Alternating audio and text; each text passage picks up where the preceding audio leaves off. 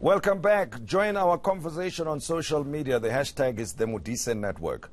The state of public finance management has deteriorated rapidly over the past 7 years, with the amounts of irregular expenditure growing up to 75 billion rands in the financial year 2017-2018.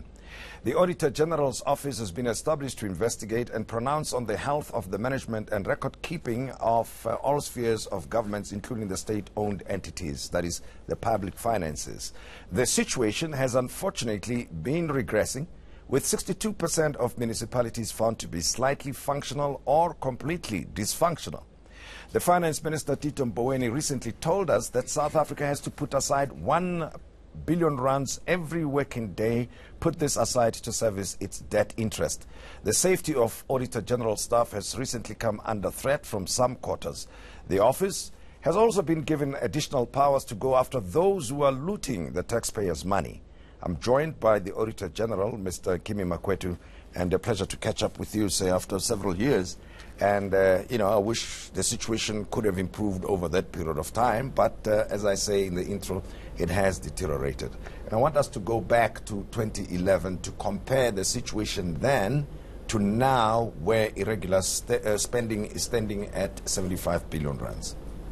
Well, thanks very much, Pratim, and thanks for affording us the opportunity once again to interact with the public. The long and short of it, Pratim, if you look at the years 2008, 2009, thereabouts, the levels of irregular expenditure, if you look at national, provincial, and local government institutions, was a combined figure of somewhere around 20 billion. It was a big number, but not as compared to the number you've quoted today. And I guess for me, in summarizing it, and of course when you operate in an environment where there's not much by way of consequence, it's a case of when the frightening possibility becomes a horrendous reality. And I think part of that is underlined by the statement that was made by the Minister of Finance this week, where he said the risks that they were tracking all the time, all these years, have now materialized. And that is what I refer to as the horrendous reality, among others. So if you read that statement in the context of the national budget, as well as the cautions that we as an audit institution have been issuing over the last 15 odd years, at that point it was still a frightening possibility of monies going astray, which has now translated into a horrendous reality. Yeah, and I'm going back to 2011. We can go back even earlier, right? So that we can see how what you call the horrendous reality came about. Because if 2011 was 20 billion rand irregular expenditure, already high by then, right? And probably less than 20 in the preceding years. And now we're standing at 75 billion rands. It means almost 4 times irregular spending in 7 years. And what causes it as well, Pratim, is that in any system where you ought to have accountability and consequence as the underlying feature, when people catch on to the fact that there's not much of that accountability, there's not much of that consequence, even those that in 2011 would have been scared to do what others are doing to bring about this irregular expenditure, over the years they almost become gullible themselves, because they know the system has become tolerant of these practices. Whether they lead to losses or they lead to deviation of resources from what they were intended is none of their business, because they are not used to a culture where somebody gets asked to fix or to put right that which went wrong. And I think you will see that over a number of years, even in our operating assets in some of the state-owned entities, because nobody has been paying attention to those areas with a view to effecting the law, because the laws are there to make sure these things are done.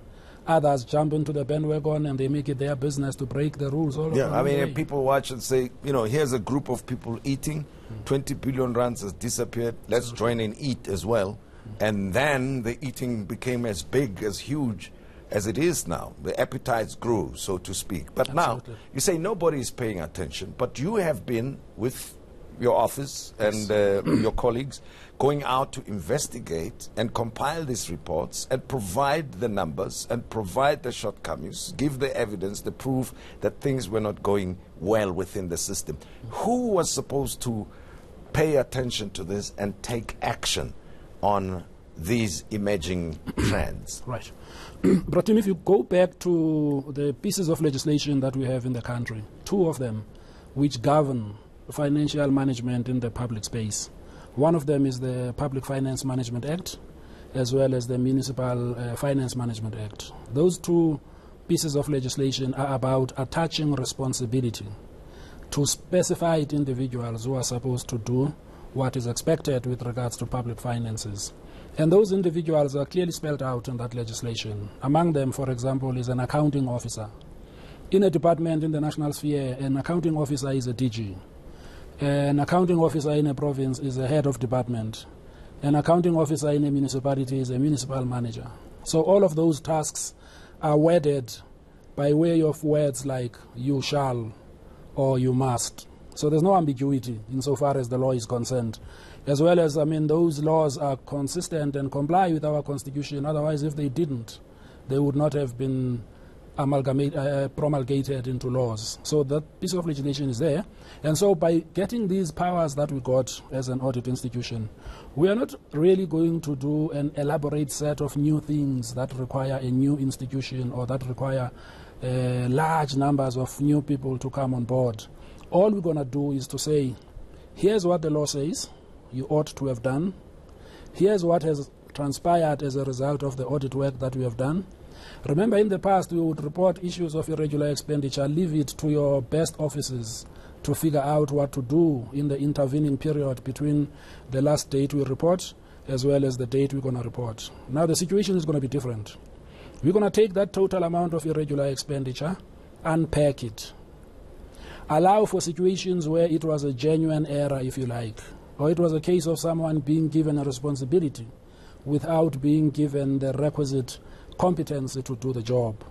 So we'll try and isolate as best we can those instances and focus on the balance of issues that are pointing to a possibility of a material irregularity being perpetrated in the system.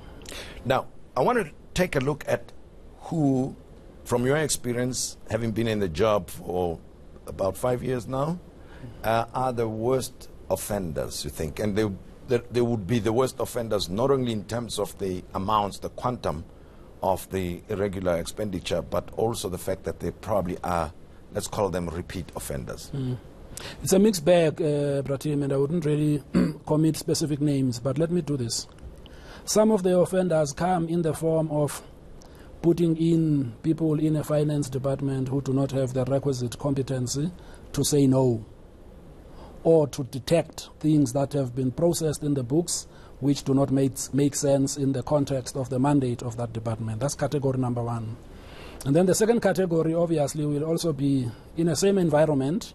You do not have people who are going to scrutinize the accounting records on a regular basis to identify all the, call it cockroaches, that might have smuggled themselves into the books.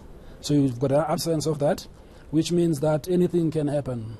And the level of detection of that issue will probably see the light of day a few months down the line.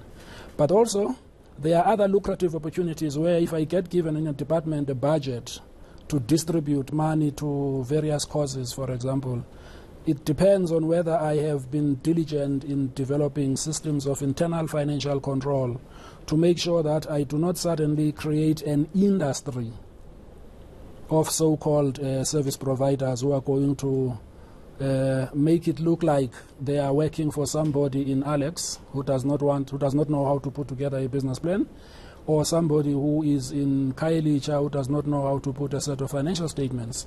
They will be the interface between those final beneficiaries and the department, and those people are part of what needs to be cleaned out in the system. So they will sit in a number of portfolios, whether it is in agriculture, whether it is in trade and industry, or any one of those portfolios. But I want to look at, break the public sector down then. At least let's check the numbers. The overall number is 75 billion.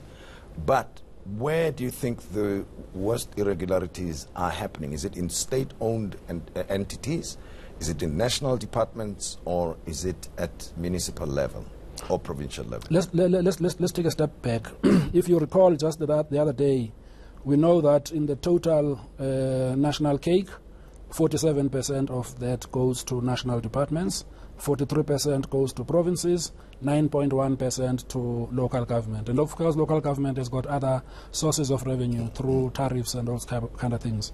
So the bulk of the expenditure is sitting at national and provincial, and that's where the bulk of this thing is. In that 75 that you read, you can take it that 50 of it in the 2017-2018 year was in respect of national and provincial departments, and the balance in respect of municipalities.